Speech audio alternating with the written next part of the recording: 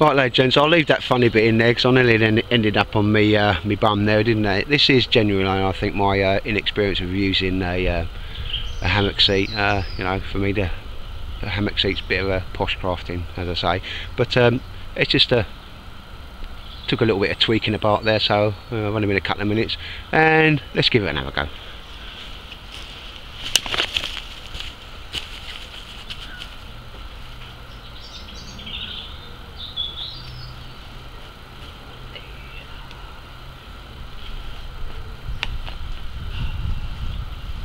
I think that's what it's supposed to be.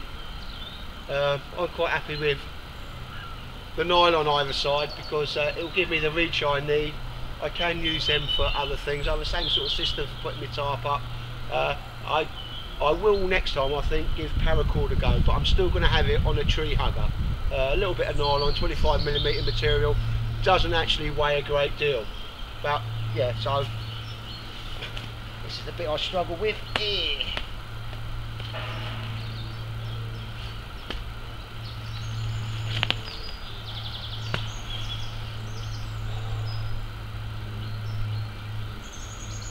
I think probably I have to price up the webbing because I've got a load of it for a £5, about 100 metres of it. Buckles 10p each, which I'll show you in a minute. About £2 worth of this very lightweight parachute material, ripstop nylon. That's the last of it. Like I say, I've doubled it over if necessary. I think that was my problem. I can put a very thin roll mat in here to help with convection. If you obviously not to sleep in this overnight, but the warmer you keep yourself at all times, the better. I thought we would open up the hammock, but I'll need to work on the shape of that. I think it's got to be more coffin shape. But anyway, ladies and gents, that's a self-made hammock. I would say if this cost me £3.5, I'd be overpricing it. I'm going to bring you in for a closer look because some people have asked for that. But again, that's what kind of how most people use it. I just got to get used to using things like this because, you know, I was so close to the ground when we stopped that I've never actually used anything posh like a hammock seat.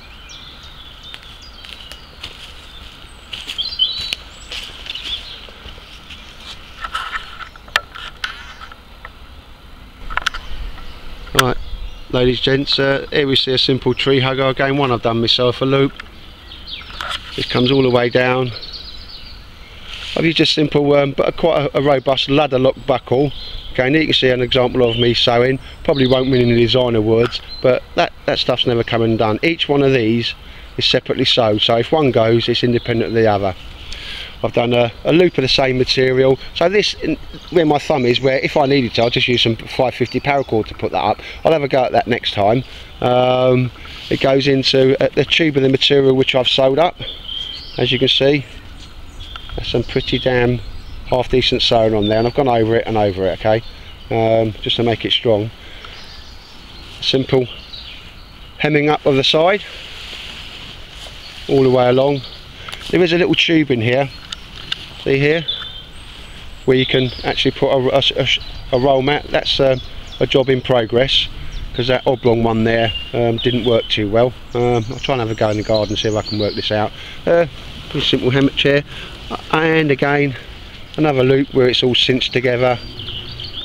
Here's an example of me sewing.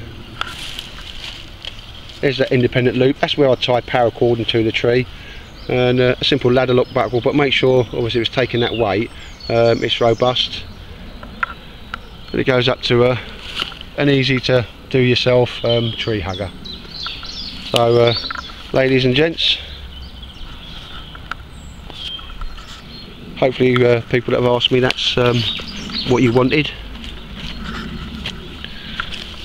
I would say the hammock hasn't got to be, you could do a 3-foot one I suppose, or a 4-foot one, but you just see that as ability that I could just flick my feet up into that and obviously take a bit of a breather.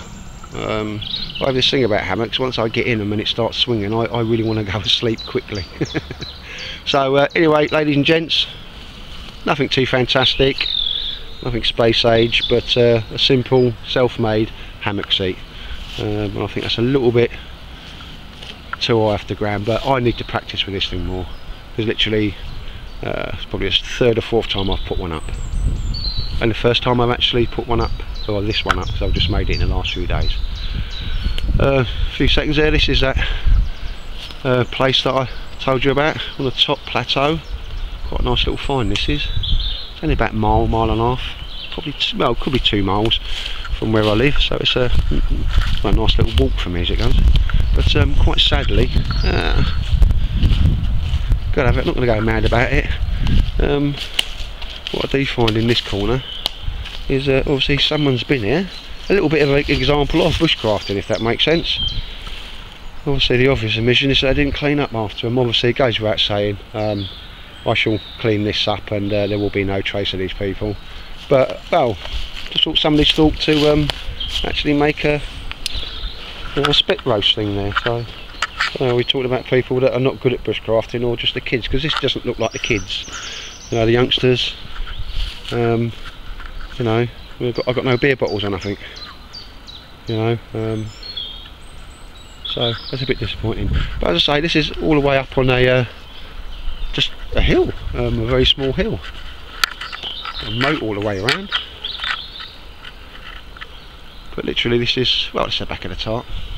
I'm thinking about doing some tie-outs on that, but I think I'm going to get some of the plastic nylon things where you go in and you grip the tarp and then you pull it away, rather than start sewing into that, because the beauty of that is how waterproof that is, and that has gone through a really decent test in my back garden. Doesn't matter where it is, but anybody from the UK will understand how much water we've had over the last few weeks come down. And yeah, I'll put some stuff underneath that, and even tape some tissue paper on the inside, especially that seal. See that middle seal? I sellotaped it so it was like either side coming, oh that's rude, isn't it, coming down that way, you know, just to see if anything come through. Nah, the paper was like damp from the dew, but no water come through, and it hammered it down on a good few nights and a few days as well. So my little well, it will be barriers as well. Fortunately can't be out here today. He's busy with work. I've been a bit busy myself. Real life gets in the way. But this isn't a bad little find. Lovely little area, and I'll say the river's about 100 metres away. That's a football pitch away.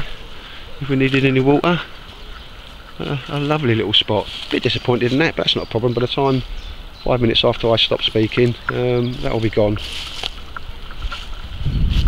A little tripod there. This is really brilliant. You get 3-4 people up here, and this would be a blinding little spot for an overnighter, which is something we're going to progress. But anyway, this is my woods. Don't belong to me. Hope nobody else finds it.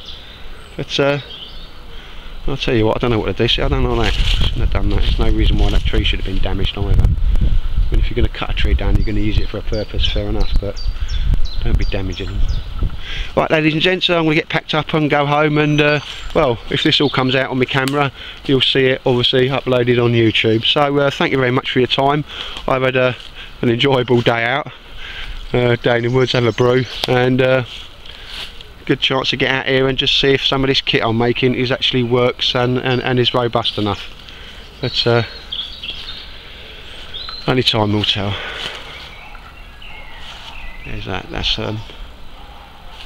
no reason why I couldn't do it with paracord. I just prefer that method, because for long-term usage, well, I think this isn't going to let you down. And again, with convection, the water would come down here and it's going to go no further and drop down.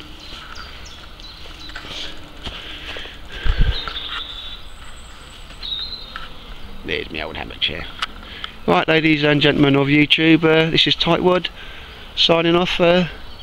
Stay safe, and I'll see you soon. Goodbye.